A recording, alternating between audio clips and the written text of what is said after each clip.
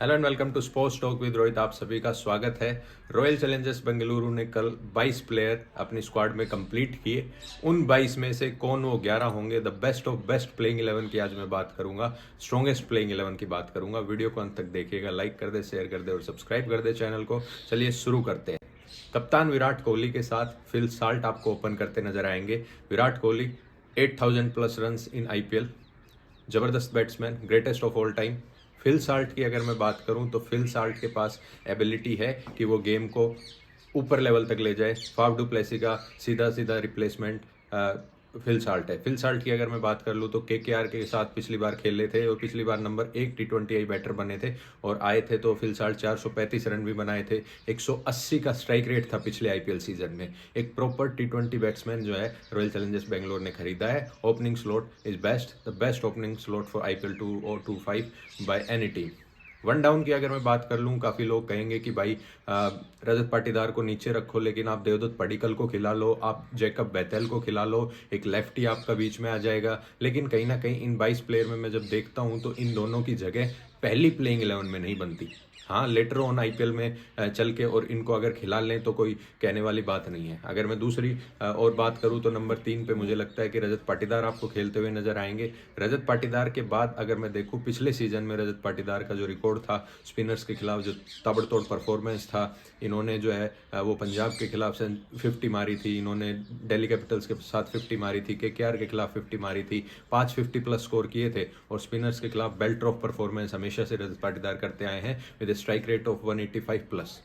अगर मैं अगले प्लेयर की बात करूं, नंबर 4 पे कौन खेलता नजर आ रहा है तो लाइम लिविंगस्टन नंबर 4 पे खेलते नजर आ रहे हैं। डायनामिक जो है ना वो ओपनर, डायनामिक फिनिशर नंबर 4 पे आपको लाइम लिविंगस्टन मिलेंगे। और पिछले सीजन में भी जिस हिसाब से आप लोग देखते थे कि ग्लेन मैक्सवेल को अगर थोड़ा सा समय मिल जाता था तो ये कितने घातक हो जाते हैं, और लाइम लिविंगस्टन आपको जो है ना वो 4 ओवर भी देंगे। नंबर 1 ऑलराउंडर है लाइम लिविंगस्टन T20 में। हार्दिक पांड्या अभी बने, लेकिन इससे पहले लाइम लिविंगस्टन ही ओपनर हुआ करते थे। एक जबरदस्त स्क्वाड बिल्ट की है आरसीबी ने। इसके बाद अगर मैं बात करूं तो नंबर 5 की बात, नंबर 5 में दिनेश कार्तिक का जो रिप्लेसमेंट जितेश शर्मा आए हैं तो जितेश शर्मा आपको नंबर 5 पे खेलते नजर आएंगे।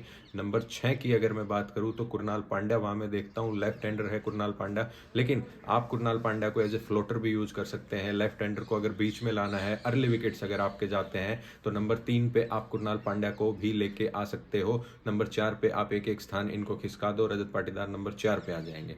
अगर इसके बाद मैं बात करूं तो टिम डेविड फिनिशर के रोल में टिम डेविड आपको खेलते हुए नजर आएंगे। टिम डेविड जबरदस्त 180 प्लस का स्ट्राइक रेट टिम डेविड रखते हैं और टिम डेविड का जो बैटिंग परफॉर्मेंस है, आरसीबी से कैरियर स्टार्ट हुआ था, वानिंदु हसरंगा और टिम डेविड एक साथ ही आरसीबी ने साइन किए थे, लेकिन उसके बाद बॉम्बे में गए। बॉम्बे में एक बार तो दिल्ली कैपिटल्स के खिलाफ जो है ना मोस्ट इंपॉर्टेंट मैच था, वो जितवाना था ताकि आरसीबी क्वालिफाई हो जाए, तो मुंबई साथ खेलते हुए वो मैच भी इन्होंने जितवाया। टिम डेविड की भी होम कमिंग हुई है, जबरदस्त 3 करोड़ में टिम डेविड लिए गए, तो टिम डेविड को मैं देखता हूँ नंबर 7 पे। उसके बाद अगर मैं बात करूँ तो जोश हेजलवुड आपकी गेंदबाजी की अगुवाई करेंगे। Josh Hazlewood different gravy, up front गेंदबाजी करा लो नई गेंद के साथ, मिडल ऑर्डर में गेंदबाजी करा लो उनके साथ, या अगर आप देखो तो ज़बरदस्त तरीके से फिनिश डेथ बॉलिंग भी जो है ना वो कर सकते हैं।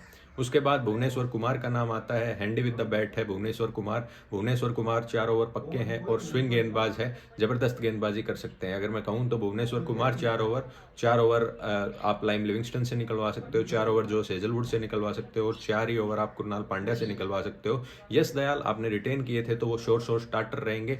यश दयाल आपको स्टार्ट करते हुए भी नजर आएंगे। लेफ्ट आर्म पेसर है यश दयाल और उनके साथ भुवनेश्वर कुमार आपको नई गेंद के साथ स्टार्ट करते नजर आएंगे। पावर प्ले में एक आध ओवर जो है कुरनाल पांड्या भी आपको निकालते नजर आएंगे। अगर मैं स्पिनर की बात करूं तो आपके पास अप फ्रंट मेन जो स्पिन गेंदबाजी ऑप्शन है वो सुयश शर्मा नजर आते हैं मुझे इस 11 में। तो सुयश शर्मा एक आपका आखिरी बॉलिंग जो है ना वो तुरुप का इक्का इस बार साबित होगा। ओमकार साल्वी अगर काम करेंगे सुयश शर्मा पे तो क्वालिटी गेंदबाज है, चढ़ के विकेट लेते हैं, अग्रेसिव स्पिन गेंदबाज है, ठीक है, डिफेंसिव नहीं है। इम्पैक्ट प्लेयर की अगर मैं बात करूं तो राशिक दर सलाम, अगर कोई फास्ट बॉलिंग पिच है तो राशिक दर सलाम खेल सकते हैं। बल्लेबाजी में भी हैंडी है, मनोज भांडगे आपके इम्पैक्ट प्लेयर के ऑप्शन है, स्वप्निल आपके इम्पैक्ट प्लेयर के ऑप्शन है। तो एक बढ़िया टीम जो है ना इन्होंने चुनी है। अब बात कर लेते हैं वाई नॉट जैकब बैतल या वाई नॉट देवदत्त पडिक्कल।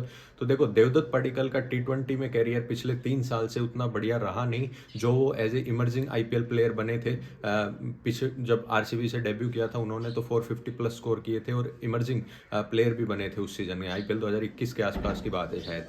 लेकिन उसके बाद अगर मैं देखूँ ना तो उसके बाद देवदत्त पडिक्कल का T20 में स्टेट्स इतने ज़बरदस्त नहीं है, T20 में स्ट्राइक रेट इतना ज़बरदस्त नहीं है। कई लोग ज़रूर कहेंगे कि यार भाई चिन्नास्वामी वो 150 प्लस स्ट्राइक करते हैं, लेकिन चिन्नास्वामी 150 प्लस नहीं, कम से कम 180 प्लस स्ट्राइक वाला बैट्समैन चाहिए।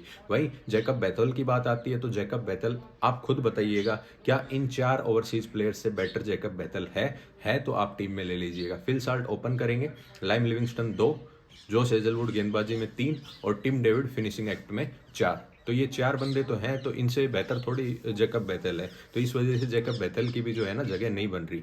हाँ, अगर लाइम लिविंगस्टन फेल होते हैं तो जैकब बैतल स्ट्रेट फॉरवर्ड उनका जो है ना रिप्लेसमेंट है। तो जैकब बैतल इस वजह से नहीं आएंगे। गेंदबाजी में नुआन तुषारा भी है अपने पास, लुंगी एनगेडी भी है अपने पास। अगर जो हेजलवुड इंजर्ड होते हैं या थोड़ा बहुत आने में उनको डिले हो जाता है या जल्दी चले जाते हैं तो नुआन तुषारा डायरेक्ट रिप्लेस करेंगे। 1.6 CR में नुआन तुषारा को खरीदा है। तो ये भी एक जो है ना जबरदस्त स्क्वाड बिल्डिंग की है और हर प्लेयर का बैकअप है। बस एक थोड़ा सा डिसअपॉइंटमेंट मुझे इसलिए है कि भाई इंडियन प्लेयर्स का बैकअप कहाँ है। रजत पाटीदार इंजर्ड हो जाते हैं तो कौन बैकअप है, जितेश इंजर्ड हो जाते हैं तो कौन बैकअप है। वाकई में कोई बैकअप नहीं है। अगर मैं ऑप्शन को अगर मैं पॉइंट करूँ तो 9.5 आउट ऑफ 10 देता हूँ। और जो स्क्वाड हमने प्लेइंग 11 बनाई है प्लस राशिक दर सलाम एज एन इम्पैक्ट प्लेयर, तो ये 10 आउट ऑफ 10 है। अगर आपका सजेशन कुछ है तो कमेंट बॉक्स में ड्रॉप जरूर करें। कमेंट बॉक्स में ड्रॉप करना ना भूलें। वीडियो को लाइक करें, चैनल को सब्सक्राइब करें। और विराट कोहली बतौर कप्तान इस बार आईपीएल 2025 में खेलते नजर आएंगे। कितना भी मोबो बट खेलेगी अभी तक डिसाइड नहीं किया है। छोटी न्यूज़ नहीं है, बड़ी न्यूज़ है और बड़ी न्यूज़ को आरसीबी अनबॉक्स के लिए भी तो कुछ ना कुछ चीज़ बचानी है। बाय बाय, टेक केयर, ध्यान रखिएगा। और ऐसे कंटेंट के लिए फॉलो करते रहें स्पोर्ट्स टॉक विद रोहित को। Do like, share and subscribe. Description में आपको इंस्टाग्राम, ट्विटर और टेलीग्राम का लिंक भी मिल जाएगा, वहाँ पे भी हमें फॉलो करना ना भूलें।